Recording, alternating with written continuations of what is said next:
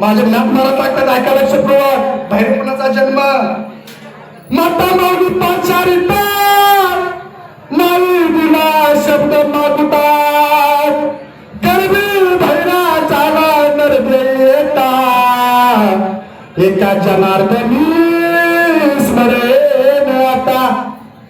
आपल्या आई वडिलांना विचारलेला शब्दाला जर प्रत्युत्तर नाही केलं तर भैरपणाचा जन्म मिळतो. लक्षपूर्वक ऐका. काय आई वडिलांचं जर नाही ऐकलं काय तर भैरपणाचा जन्म होतो. भैरपणाचा जन्म होतो मला. म्हणून जन्माला आल्याचं पहिलं कारण आहे पाप, दुसरं कारण आहे कर्म. आपण जसं कर्म करतो तसं खेळा आल्याशिवाय राहत नाही महाराज. कुणीतरी म्हणलं बघा, जसे ज्याचे कर्म तैसे फळ देतो रे शोध. महाराज कर्म चांगलं पाहिजे. कर्म माझ्या भगवंताला जुळून नाही. कर्म काय कर्मे रावण क्षय पावला, कर्मे दशरथ वियोगी गेला, कर्मे राम वनवासा गेला आणि वियोग घडला सुद्धा महाराज. कर्म देवाला चुकल्या देवाला. तुम्ही आलो तर कोण आहे हो? आपण कोण आहे महाराज?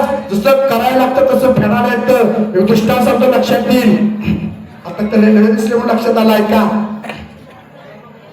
महाराज? एक 4-5 जण म्हणले आता पंढरपूरची वारी सुरू झाल्या ना, आपल्याला काय रानात जायला घडलं ना. मग तुम्ही 4-5 जण एकत्र आले म्हणली जाय की पंढरपूरला. अय बुंडगा अय कर्म बसा खाली. ठरव